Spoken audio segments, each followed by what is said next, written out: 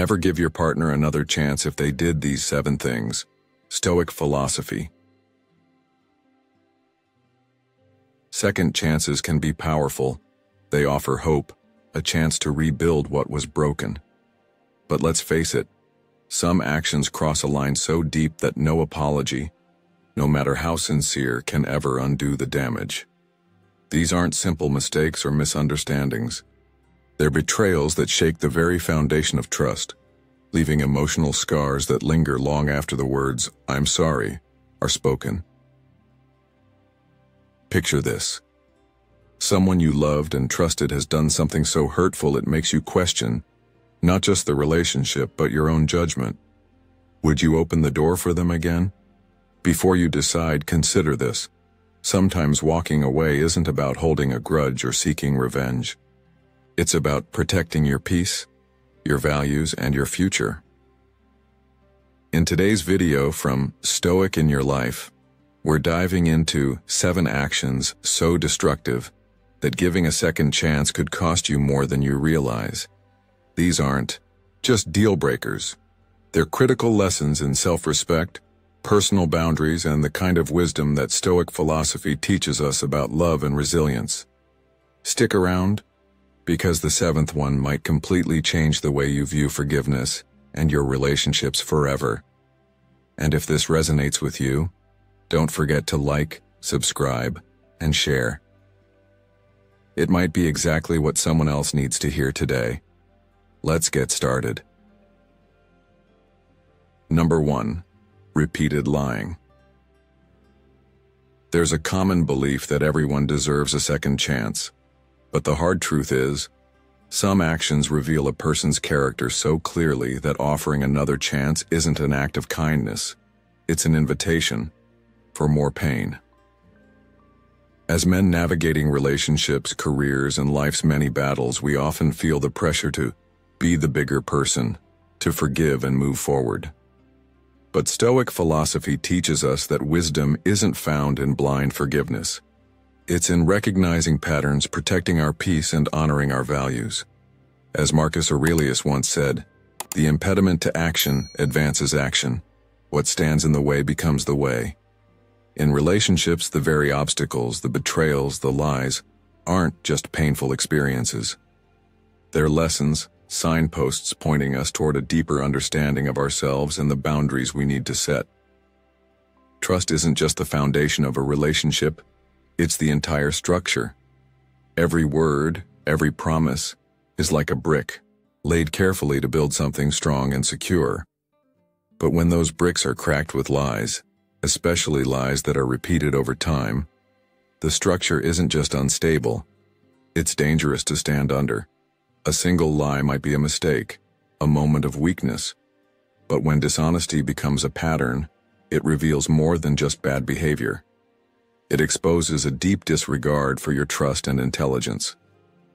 Think of it this way: would you keep investing in a business that consistently falsifies its numbers? Relationships aren't any different. Trust is the currency, and once it's devalued, everything else falls apart. Seneca once wrote, "Fidelity purchased with money, money can destroy." In the same way, trust built on fragile truths will collapse under the weight of deceit. Repeated lying forces you into a constant state of doubt, questioning not just your partner's words but your own judgment. That mental burden isn't love, it's emotional warfare. Modern life is already filled with enough uncertainty, economic pressures, career changes, health concerns. The last thing any man needs is to come home to more uncertainty disguised as a relationship. Forgiving a lie might be noble, but forgiving a habit of lying is foolish. It's not about being unforgiving. It's about recognizing that people who lie repeatedly aren't just making mistakes. They're making choices. Choices that show you exactly how little they value the truth, and by extension, how little they value you. Life is too short, and your peace of mind is too valuable to be wasted on someone who treats honesty like an optional accessory. In the end, it's not your job to fix someone's character flaws. It's your job to protect your own integrity. Walking away from repeated dishonesty isn't a failure of compassion. It's a victory for self-respect. As we continue, remember this. Stoicism isn't about suppressing emotions. It's about channeling them wisely, using reason as your guide. Every betrayal you face is a teacher, every heartbreak a lesson. The question isn't, can they change? The real question is, why are you willing to accept less than you deserve? Number 2, physical or emotional abuse. There's no excuse, justification, or explanation that can make abuse acceptable. Whether it's a raised hand or a manipulative word that cuts deeper than any bruise, abuse in any form is a line that should never be crossed. Relationships are meant to be sanctuaries, places where you feel safe, valued, and respected. When that space becomes a battlefield, when the person who claims to love you is the same person causing you harm, it's not just love that's broken. It's your sense of self. Marcus Aurelius once said, "The soul becomes dyed with the color of its thoughts." What do you think happens when those thoughts are shaped by fear, humiliation, or constant self-doubt, inflicted by someone you trusted? It stains not just your peace of mind, but your very spirit. Abuse isn't always loud. Sometimes it's subtle, a dismissive comment, constant criticism disguised as jokes, or controlling behaviors masked as caring. The worst part? It often creeps in slowly, eroding your confidence until you start questioning your worth. Take the story of David, a successful professional in his early 40s. To the outside world, he had it all. A great career, a beautiful home, and a relationship that seemed perfect on social media. But behind closed doors, it was a different story. His partner belittled him constantly, making snide remarks about his appearance, questioning his intelligence, and controlling his decisions. It wasn't physical, so David didn't even realize he was being abused. He thought, maybe I'm overreacting, or maybe I just need to try harder. That's the trap. Emotional abuse doesn't leave visible scars, but it carves deep wounds in your sense of self-worth. It wasn't until David had lunch with an old friend who noticed how withdrawn he'd become that he started to reflect. His friend asked a simple question. When was the last time you felt truly happy? In your relationship? David couldn't answer. That silence was his wake-up call. Abuse, whether physical or emotional, is not a mistake. It's a choice. A choice by someone who decides to exert power over you, not out of love, but out of their own insecurity, fear, or need for control. Forgiving. An abuser doesn't make you strong. It keeps you trapped. It's not your job to heal someone who refuses to acknowledge their harm. Seneca wisely stated, "No man is more unhappy than he who never faces adversity, for he is not permitted to prove himself." The adversity here isn't the abuse itself. It's the courage it takes to face the truth, to prove to yourself that you deserve better. Staying in an abusive relationship isn't a testament to your resilience. Leaving is. Walking away is. The ultimate act of self-respect, of declaring, "I am not defined by how you treat me." Now ask yourself, am I accepting behavior I'd never tolerate for someone I love? If the answer is yes, it's time to reflect deeply. What's stopping you from leaving? Fear of being alone? Fear of judgment? The hope they'll change? The hard truth is, someone who abuses you doesn't change because you forgive them. They change only if they choose to confront their own darkness. And most don't. And even if they did, it's not your responsibility to be their emotional punching bag until they figure it out. Think about the life you deserve. One where you wake up without a knot in your stomach, where your heart doesn't race when you hear their footsteps, where your opinions are valued, not mocked. A life where love feels like peace, not like walking on eggshells. Abuse convinces you that this is as good as it gets, that you're too broken, too flawed, too dependent to leave. That's a lie. The Stoics taught us that we cannot control what others do, but we can control how we respond. Your power lies in that response. Leaving doesn't mean you're weak. It means you've decided to choose yourself, to reclaim the dignity that abuse tried to steal. And if you're sitting there thinking, but it's complicated, remember, complications are just excuses we dress up in logic to avoid hard truths. Life is short, but it's long enough to waste years trying to fix someone who refuses to change. You owe yourself more than that, so here's the lesson. Never give another chance to someone who's shown you they'll hurt you, whether with their fists, their words, or their manipulations. The first chance they had was enough to prove who they are. The second chance? That's not about them. It's about you, and whether you believe you deserve better. Because you do. Always. Number 3. Public humiliation. There are few things more damaging to a person's sense of self-worth than being belittled or disrespected in front of others, especially when that betrayal comes from someone who claims to love and support you. Relationships should be a safe haven, a space where you feel valued, respected, and uplifted, not a stage where you're made the punchline of someone's cruel jokes or the target of their frustration. Public humiliation isn't just an embarrassing moment.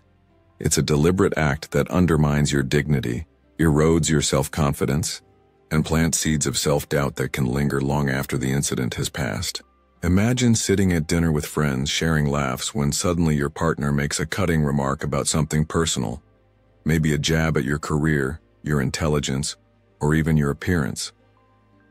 Everyone laughs awkwardly, but inside, you feel exposed and small. That feeling, that's not love. It's control masked as humor, disrespect disguised as just joking. The Stoic philosopher Epictetus once said, "It's not what happens to you, but how you react to it that matters." But here's the thing, while we can control our reactions, we also have the power to control who we allow into our lives, especially those who repeatedly make us feel less than we are. Public humiliation isn't always loud or obvious. Sometimes it's subtle, passive-aggressive comments, dismissive tones, or even exaggerated eye rolls when you speak. It's the small digs that add up over time, slowly chipping away at your self-esteem. It can happen in a boardroom, at a family gathering, or even in a casual conversation among friends. But no matter where it happens, the message is the same. I don't respect you enough to protect your dignity, even in front of others. And when that message is sent repeatedly, it's not a slip-up, it's a pattern. Think about it. Why? Would someone who truly loves you find amusement or satisfaction in your discomfort? Why would they use your vulnerabilities as ammunition for their own gain?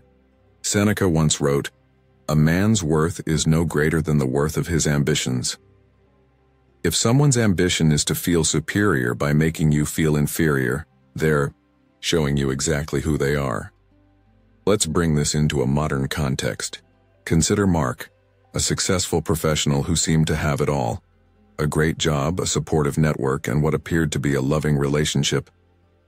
But behind closed doors, his partner often made sarcastic remarks about his work, mocking his long hours and belittling his accomplishments in front of friends.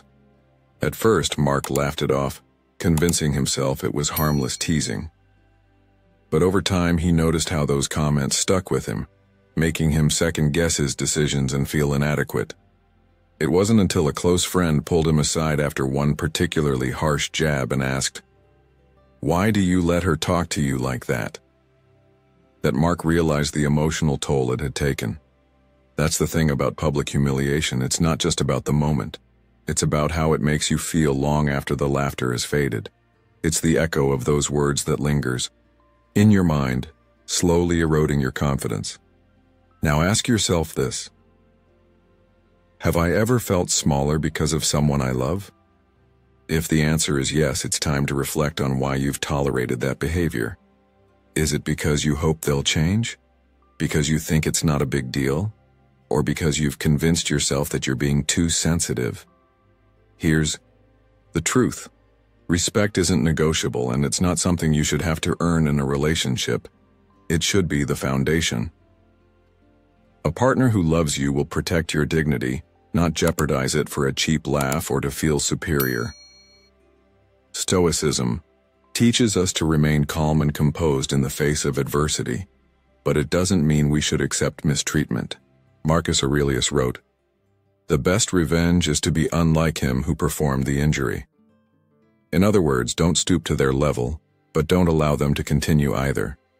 Recognizing that someone's behavior is harmful is the first step. The second step is setting boundaries. Public humiliation is a red flag, a clear indication that the person does not respect you or the relationship. And if respect is absent, what's left? Without respect, love becomes hollow, and partnership turns into a power dynamic where one person lifts themselves up by pushing the other down. But what if they apologize afterward? What if they claim they didn't mean it, that it was just a joke? Words are easy, change is hard. If someone truly regrets their actions, they'll not only apologize but also make a conscious effort to change their behavior. Consistent patterns of disrespect, however, are not mistakes. They're choices. Choices that reflect their character, not your worth. Consider this. Would you tolerate a friend who constantly embarrassed you in front of others? Probably not. So why make exceptions for a partner? Relationships should inspire growth, not diminish it. They should make you feel seen, heard, and valued. If you find yourself in a situation where you're constantly bracing for the next comment, the next jab, the next round of subtle humiliation, it's not love, it's emotional sabotage. At the heart of it, public humiliation is about power. It's about control. It's about someone asserting dominance in the most public way possible to make you feel small and themselves feel big. But here's the powerful truth. They only succeed if you allow their words to define you. The real strength lies in recognizing that their behavior says everything about them and nothing about you. So what's the lesson here? Never give another chance to someone who constantly disrespects you in public. Once is a mistake. Twice is a choice. A pattern is a reflection of their values, or lack thereof. You deserve a partner who lifts you up, who speaks your name with pride, and who treats you with respect both in private and in public. Life is too short to spend it with someone who makes you feel small. Choose relationships that nourish your soul, not ones that drain it. And remember, as Epictetus said, know first who you are, and then adorn yourself accordingly. Don't settle for anyone who treats you as less than you are. You are worthy of respect, dignity, and love that feels like home, not a battleground. Number 4. Repeated infidelity. When it comes to relationships, we're often told that love requires forgiveness, that mistakes are part of being human, and that second chances are a sign of strength. But what if those second chances become a revolving door of betrayal, disappointment, and heartbreak? Today we're diving into one of the most painful betrayals a person can experience. Repeated infidelity. Trust is the cornerstone of any meaningful relationship. Without it, what's left? Just a fragile illusion built on shaky ground. Marcus Aurelius once wrote, "The soul becomes dyed with the color of its thoughts." If you constantly allow betrayal into your life, your thoughts, and eventually your soul, become tinted with doubt, insecurity, and self-blame. That's not love, that's emotional erosion. Repeated infidelity isn't just about physical betrayal.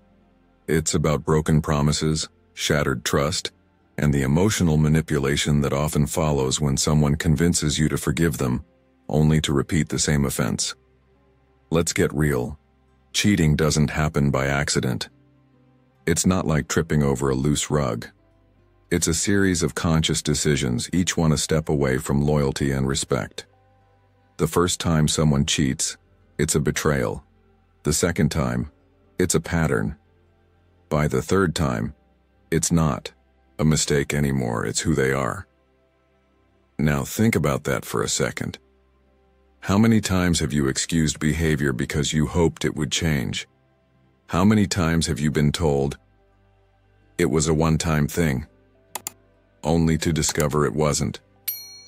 Repeated infidelity is not just a violation of trust, it's a reflection of character. And here's the uncomfortable truth. Every time you forgive it without accountability, you're teaching that person how to treat you. Seneca said, "Every new beginning comes from some other beginning's end." Sometimes, the real beginning of your self-respect starts when you finally put an end to someone else's repeated disrespect. Consider the story of Alex, a man in his late 40s who spent years trapped in a cycle of betrayal. His partner cheated not once, not twice, but multiple times. Each time there were tears, apologies, and promises of change. And each time, Alex forgave, hoping things would get better. But they didn't. The pattern repeated until Alex realized he wasn't holding on to love. He was holding on to an idea of love, one that didn't exist in reality. What kept him there wasn't the connection with his partner, but the fear of starting over, of being alone, of failure. But what's worse, facing the fear of loneliness or living in the certainty of betrayal. The day Alex chose himself over the illusion was the day he truly began to heal. That's the thing about repeated infidelity. It doesn't just break your heart, it breaks your sense of self-worth, making you question your value, your judgment, and your ability to find real, respectful love. Ask yourself this: why am I willing to tolerate behavior I wouldn't accept from anyone else? You wouldn't let a business partner steal from you repeatedly. You wouldn't let a friend lie to your face over and over without consequences. So why is it different in romantic relationships? The answer often lies in emotional investment. The deeper you're in, the harder it feels to get out. But staying doesn't make the relationship more valuable. It just makes the damage deeper. Stoicism teaches us that we can't control other people's actions, but we can control our responses. Epictetus said, "It's not what happens to you, but how you react to it that matters." Betrayal is painful, but allowing it to define you is optional. Let's talk about the excuses. They were drunk. It didn't mean anything. It was just a mistake. But how many times does the same mistake have to happen before you stop calling it a mistake and start recognizing it as a choice? Repeated infidelity is often accompanied by manipulation. They'll make you feel guilty for being hurt, accuse you of being too sensitive, or even flip the script to make it seem like it's your fault they strayed. This is where clarity is your best ally. You're not being unreasonable for expecting loyalty. You're not being controlled for wanting respect. And you're definitely not being dramatic for refusing to accept betrayal as part of your relationship. The world is filled with people who will treat you with the respect and loyalty you deserve. But you'll never find them if you're too busy giving second, third, or fourth chances to someone who's already shown you who they are. Remember the words of Maya Angelou: when someone shows you who they are, believe them the first time. This isn't about being unforgiving or cold-hearted. It's about having the courage to protect your peace, your dignity, and your emotional well-being. Now you might be thinking, what if they really have changed? Here's the thing. Real change doesn't require begging for forgiveness multiple times. Real change is evident in actions, consistency, and respect. If someone truly values you, they won't need a second chance because they won't risk losing you in the first place. And if they've had multiple chances and still chose betrayal, what are you hoping will be different this time? Think of your heart like a home. Would you keep inviting someone back who repeatedly trashes it, apologizes, and then does it again? Or would you finally change the locks? Your heart deserves the same protection. Repeated infidelity doesn't just damage the relationship, it damages your ability to trust, not just others but yourself. It makes you doubt your instincts, question your worth, and feel like love is synonymous with pain. But it's not. Love should feel safe, not like walking through a minefield waiting for the next betrayal to explode. So what's the takeaway here? If someone has shown you, through their actions, not their words, that they don't respect your relationship, believe them. You don't owe anyone endless chances at the expense of your mental health and self-respect. Forgiveness can be a powerful tool for your own healing, but it doesn't mean you have to keep someone in your life who keeps hurting you. Set the boundary, close the chapter, and trust that walking away from repeated infidelity isn't a failure, it's a triumph of self-respect. Because at the end of the day, you deserve a relationship where loyalty isn't a struggle, respect isn't conditional, and love isn't just words. It's shown in every action, every day. Thank you for joining us in today's video. Before we continue, I want to take a moment to express my sincere gratitude to you. It's truly a pleasure to have you as part of our growing community here at Stoic in Your Life. Your presence and support mean more than you know, and it's what keeps us motivated to create content that inspires and empowers. I'd love to hear from you, whether it's your story, your thoughts on today's topic, or any reflections you'd like to share. If you're not sure what to say, that's perfectly okay. Just drop a comment saying, "I am a newbie" if you've recently joined us, or "I am a Stoic" if you've been with us for a while. Your engagement not only helps us connect with you, but also inspires others who are on their own journey of growth and self-discovery. All right, let's continue this journey together, shall we? Number 5. Gaslighting. This isn't just a buzzword you hear thrown around in modern conversations about relationships. It's a deeply damaging form of emotional manipulation designed to make you question your own reality. At its core, gaslighting is about control. It's when someone repeatedly distorts facts, denies your experiences, and twists situations until you start doubting your own memory, your own feelings, and even your sanity. The phrase itself comes from an old film where a man manipulates his wife into believing she's going insane by dimming the gas lights in their home and insisting she's imagining it. But gaslighting isn't just confined to old movies. It happens every day in modern relationships, leaving people confused, isolated, and stripped of their self-confidence. Stoic philosophy teaches us to value clarity of thought and self-awareness above all else. As Marcus Aurelius once wrote, "The happiness of your life depends upon the quality of your thoughts." But what happens when someone you love intentionally poisons those thoughts? Consider the story of Daniel, a man in his late 30s who was in a long-term relationship that slowly chipped away at his confidence without him even realizing it. His partner would frequently dismiss his feelings, saying things like, "You're overreacting," or "That never happened. You're just being dramatic." Over time, Daniel stopped trusting his instincts. He began to second-guess simple decisions, hesitated to express his opinions, and felt anxious without understanding why.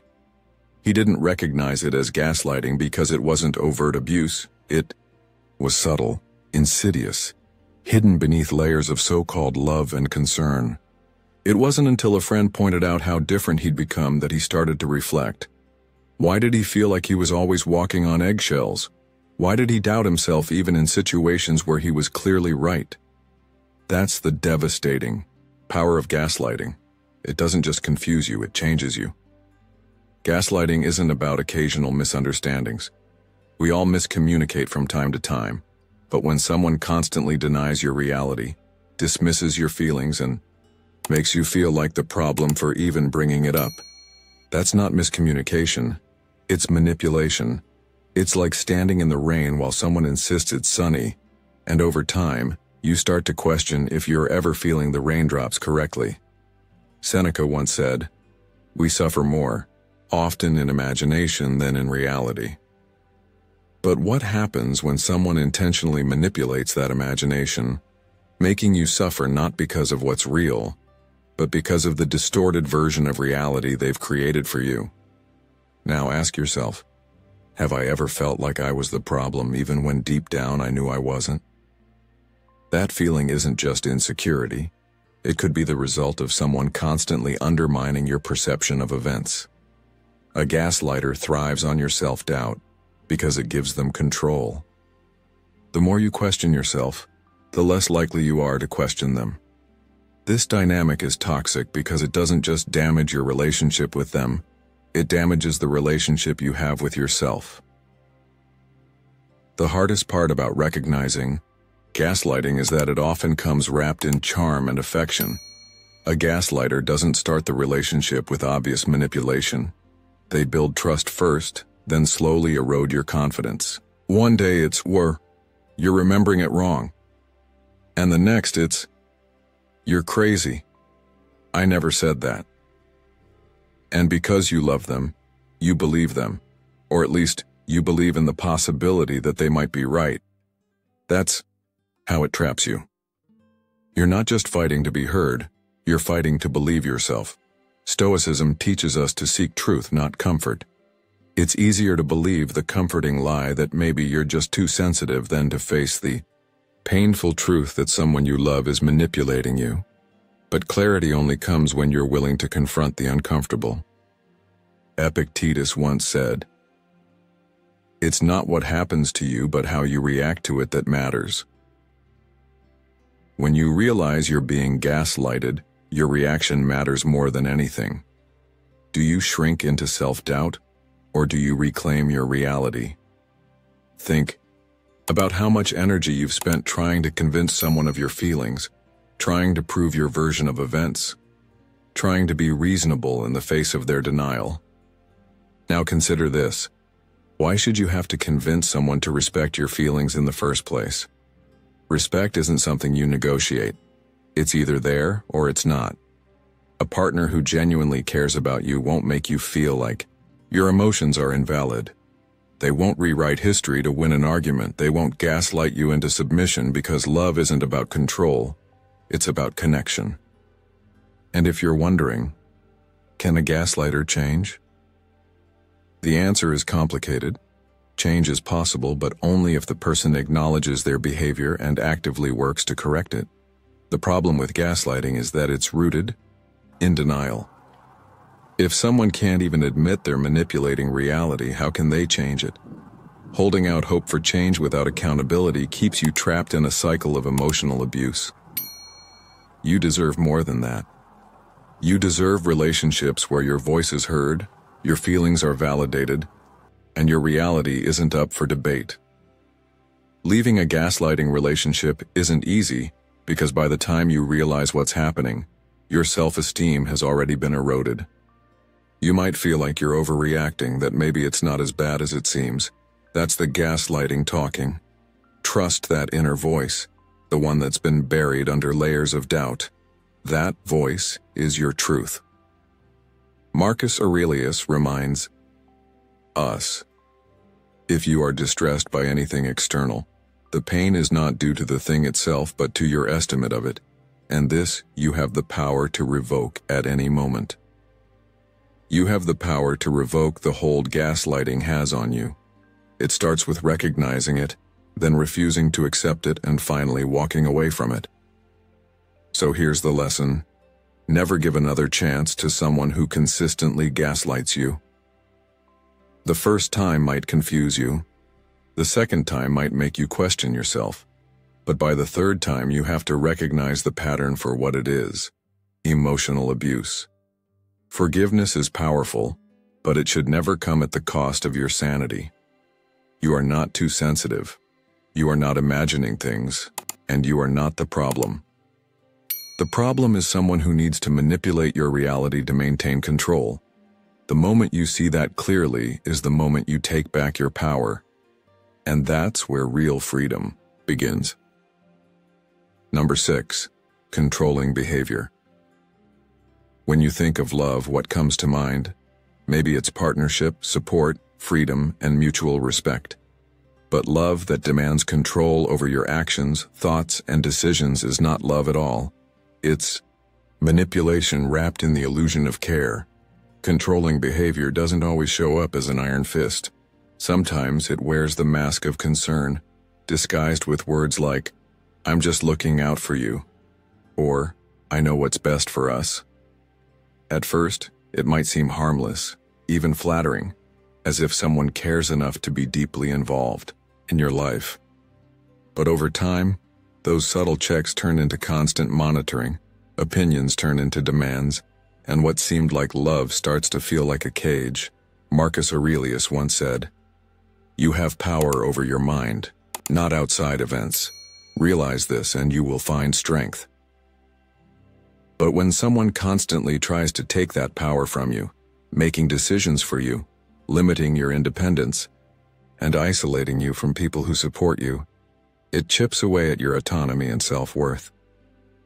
Consider the story of Michael, a man in his early 40s who thought he had found the perfect partner. She was attentive, always texting to see where he was, offering advice on his career, and expressing strong opinions about who his friends were. At first, Michael mistook this for deep affection, thinking, "Wow, she really cares." But over time, her constant check-ins turned into interrogations. Her advice became ultimatums, and he found himself drifting away from friends he'd known for years because she didn't approve of them. It wasn't until a close friend pointed out how different he'd become, quieter, more reserved, and constantly on edge, that Michael realized he wasn't in a loving relationship. He was in a controlled environment. That's the tricky part about controlling behavior. It doesn't always feel oppressive right away. It creeps in slowly, masked as love, until you're so accustomed to it that you don't even recognize how much of your freedom you've surrendered. Now ask yourself, do I feel free in my relationship? Not free to betray, disrespect, or neglect, but free to be yourself, to make your own decisions, to maintain friendships, to express your opinions without fear of conflict. A healthy relationship doesn't require you to ask for permission to live your life. It thrives on mutual respect and trust. When someone tries to control you, it's not because they love you more. It's because they trust you less, or worse, because they're insecure about their own place in your life. Control is about power, not partnership. As Epictetus wisely said, "No man is free who is not a master of himself." If your relationship demands that you give up mastery over your own life to maintain peace, that's not a relationship, that's emotional captivity. Controlling behavior can manifest in many ways: deciding who you can or can't talk to, monitoring your texts or social media, criticizing your choices until you start doubting yourself, or even using guilt as a tool to make you feel responsible for their emotions. It often starts subtly, like questioning why you're spending time with certain people, but it escalates into more overt attempts to dictate your life. And here's the most dangerous part. Over time, you start to internalize it. You begin to believe that maybe you are the problem, that maybe you do need someone to guide your decisions. That's how control works. It doesn't just restrict your actions, it rewires your thinking. Think about it. Have I ever changed my behavior, not because I wanted to, but because I was afraid of my partner's reaction? If the answer is yes, that's not compromise, that's coercion. A healthy relationship involves compromises made out of respect, not fear. When you feel like you're walking on eggshells to avoid conflict, it's a sign that something is fundamentally wrong.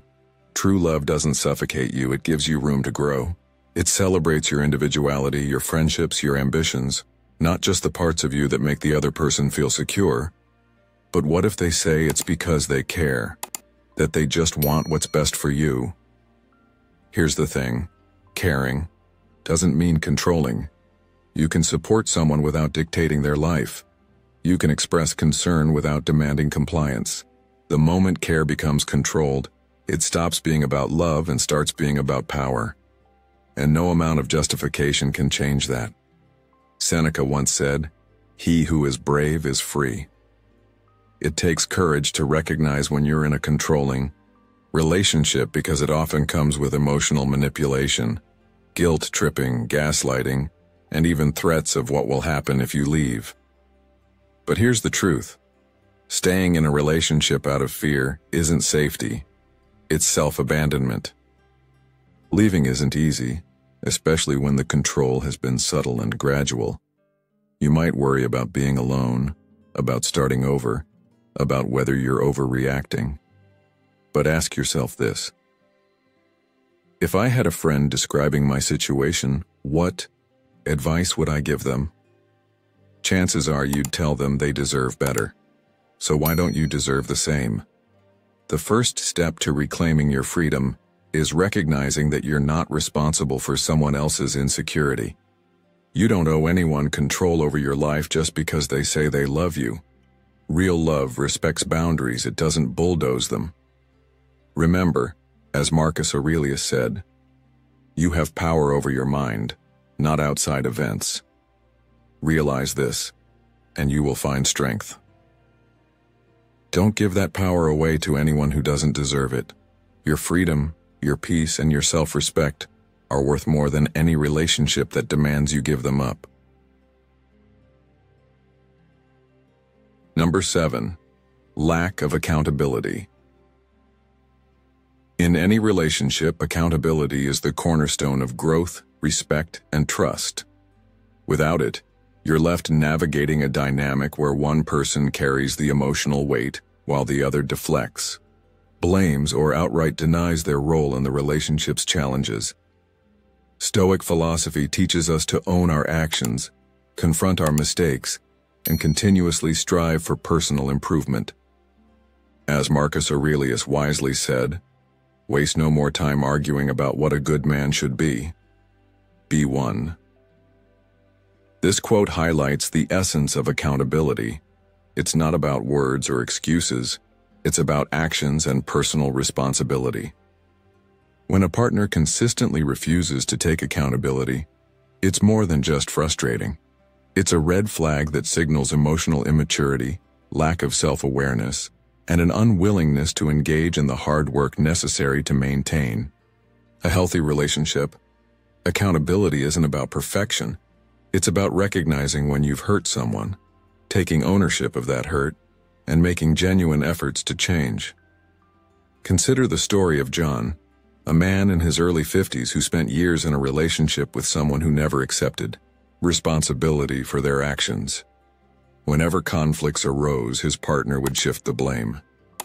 "If you hadn't said that, I wouldn't have reacted this way." Or, "You're too sensitive. It's not my fault you feel that way."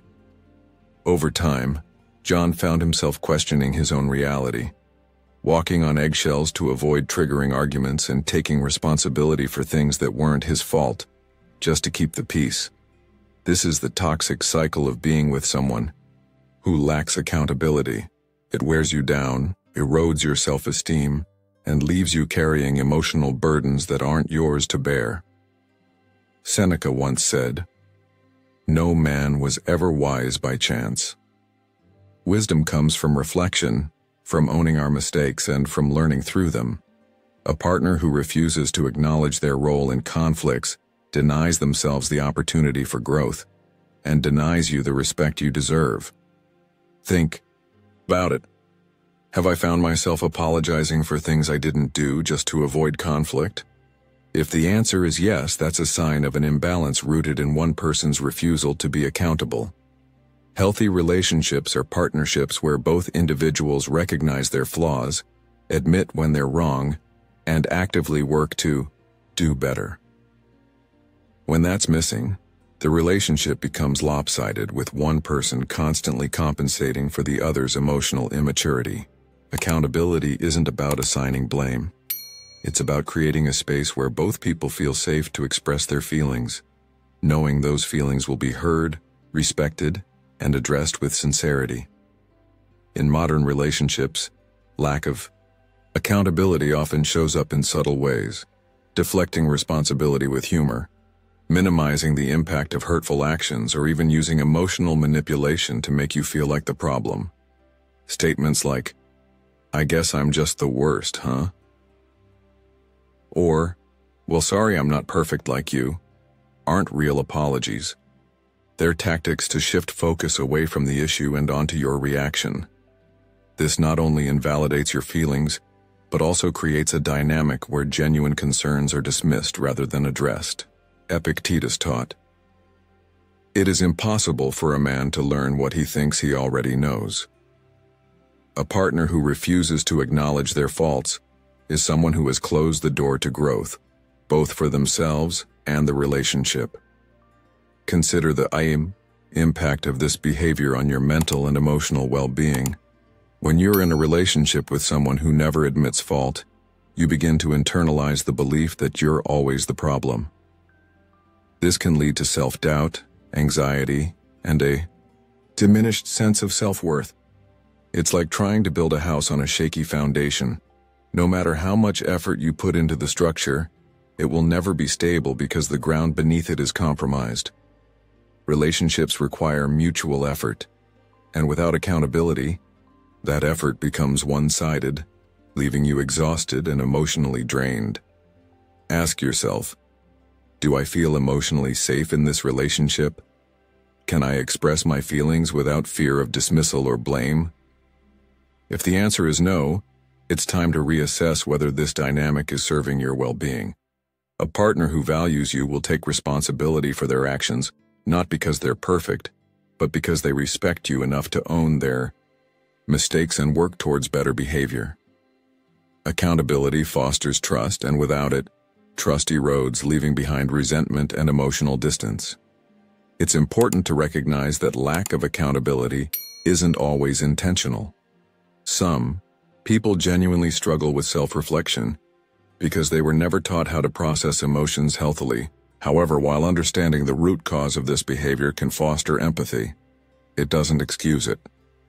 You are not responsible for teaching someone how to be accountable, nor should you sacrifice your emotional health waiting for them to figure it out. Relationships thrive when both people are committed to growth, not just as individuals but as a team. Consider the wisdom of the Stoics, who believed that self-awareness is the foundation of a virtuous life. Marcus Aurelius wrote, "If someone can prove me wrong and show me my mistake in any thought or action, I shall gladly change. I seek the truth, which never harmed anyone." This mindset is the opposite of what you'll find in a partner who lacks accountability. Instead of seeking truth and growth, they seek to protect their ego at all costs, even if it means damaging the relationship in the process. The question you must ask yourself is, am I in a relationship that allows me to grow, or one that stifles my growth through emotional imbalance? Relationships should be places of support, where both people feel seen, heard, and valued. When accountability is missing, so is respect, and without respect, love cannot flourish. You deserve a partner who doesn't just say they care, but shows it through actions, by taking responsibility, making amends, and striving to be better not just for themselves, but for the relationship as a whole. The first time they deflect responsibility might seem like a misunderstanding. The second time could feel like a bad day. But when it becomes a pattern, it's no longer a coincidence. It's a character flaw. Forgiveness is powerful, but it should never come at the cost of your self-respect. Holding someone accountable is not about punishing them. It's about protecting your peace. You deserve a relationship where accountability isn't an afterthought, it's the foundation. As Marcus Aurelius reminds us, the impediment to action advances action. What stands in the way becomes the way. In other words, the obstacles in our relationships aren't just challenges to overcome, they're lessons to learn from. Don't let someone else's lack of accountability stand in the way of your growth, your happiness, and your peace. If you've made it this far, you're someone who values self-respect and personal growth. Drop a comment saying, "I choose myself," to show you're committed to putting your well-being first. Stick around, your journey to strength and clarity is just beginning. Here are some practical tips for building and maintaining a healthy, fulfilling relationship, grounded in both modern psychology and Stoic philosophy. Section 1. Maintain individual identities.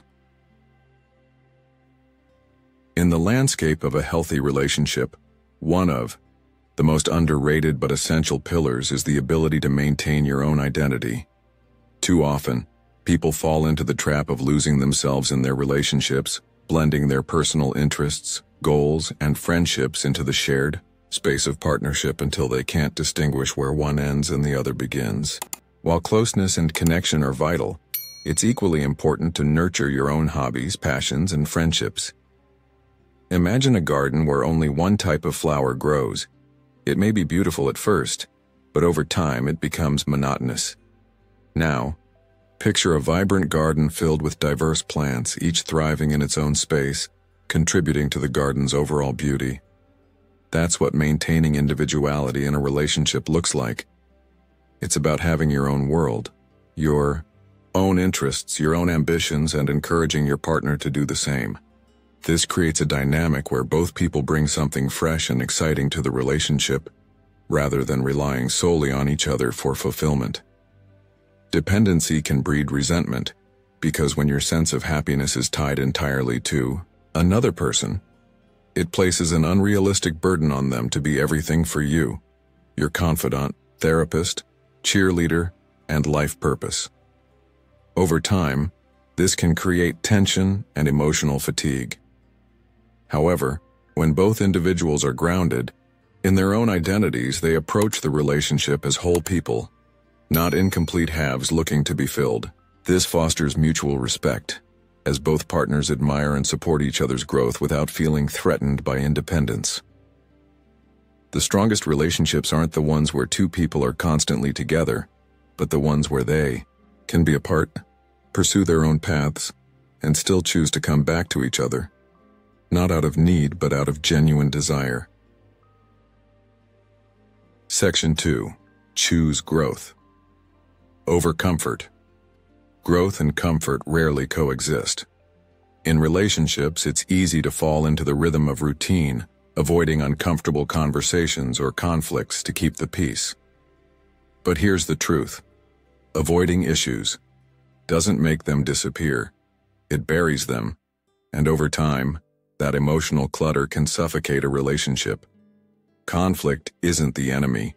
In fact, it's often the gateway to deeper understanding and connection. Seneca wisely said, "Difficulties strengthen the mind as labor does the body." This isn't just philosophical theory. It's a practical truth. Challenges force us to confront our vulnerabilities, question our assumptions, and ultimately grow, not just as individuals, but as partners. Think about it. How many times have you grown stronger in life because of something that was hard, not easy? The same applies to relationships. When couples lean into conflict with curiosity instead of defensiveness, they unlock new levels of intimacy. It's not about winning an argument. It's about learning more about each other. What triggers us often reveals deeper insecurities or unmet needs, and addressing those openly fosters emotional safety. The key is approaching conflict with a mindset of growth rather than blame. Instead of asking, "How do I prove I'm right?" shift to, "What can I learn from this?" Relationships that prioritize growth over comfort are resilient because they're built on honesty, adaptability, and a shared commitment to evolve together. Growth isn't always pretty. It's messy, uncomfortable, and sometimes painful. But it's also the foundation of lasting, meaningful connection. If you're always choosing the path of least resistance in your relationship, you might be avoiding the very conversations that could bring you closer. Section 3. Embrace silence and space.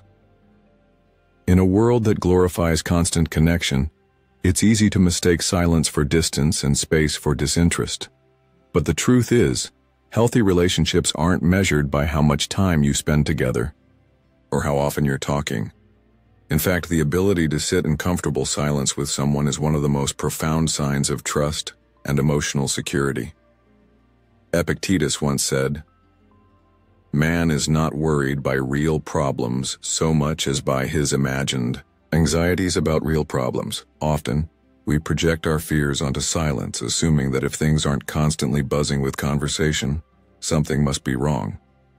But silence isn't the absence of connection. It's the space where deeper reflection and understanding can grow. It allows both individuals to process their thoughts, recharge emotionally, and come back to the relationship with a clearer mind and heart. The same applies to personal space. Taking time apart doesn't mean you're growing apart. It means you're honoring your need for individuality, which in turn strengthens the relationship. Think of it like breathing. Relationships need both, the inhale of closeness and the exhale of space, to stay balanced. Too much of either can create tension, but the right rhythm fosters harmony. Moreover, embracing silence teaches us to be present without the need for constant validation. It's in those quiet moments that we often feel the depth of our connection, not through words but through the simple act of just being. If you find yourself anxious in silence, ask yourself, is this discomfort about the relationship, or is it about my own need for constant reassurance? Recognizing the difference is powerful. Relationships thrive not when we fill every moment with noise, but when we learn to find peace in the pauses, trusting that connection exists even when words are absent. And that brings us to the end of today's video. As we've explored, relationships are meant to be spaces where trust, respect, and love flourish, not places where you question your worth or feel trapped in cycles of pain and disappointment. Life is too precious, and your peace of mind is too valuable to be compromised by people who repeatedly disrespect your boundaries, diminish your self-worth, or fail to honor the love and trust you've given them. Choosing yourself isn't selfish. It's an act of courage. It's about standing tall even when it's hard and saying, I deserve better, because you do. When you walk away from what no longer serves you, you're not giving up. You're rising above. You're creating space for healthier connections, for growth, and for a future filled with people who see your value without needing reminders. As the Stoics taught us, we can't control the actions of others, but we have complete control over how we respond. You have the power to choose peace over chaos, self-respect over compromise, and freedom over fear. If this message resonated with you, I encourage you to drop a comment below saying, I choose myself. Let it be your affirmation today, a declaration that you are ready to put your happiness, your well-being, and your future first. If you found value in this video, please give it a like to help us reach more people who might need to hear this. Share it with someone who's struggling in a relationship that's holding them back. And if you're new here or haven't already, subscribe to Stoic in Your Life for more content on how Stoic philosophy can guide you through life's challenges with wisdom, strength, and resilience. Don't forget to turn on the notification bell so you never miss our upcoming videos. We've got more thought-provoking content on the way that you won't want to miss. Thank you for spending your time with me today. I hope this video served as a reminder that you are not defined by someone else's actions, but by your own courage to stand up for what you deserve. Choose yourself, always, because the best is yet to come.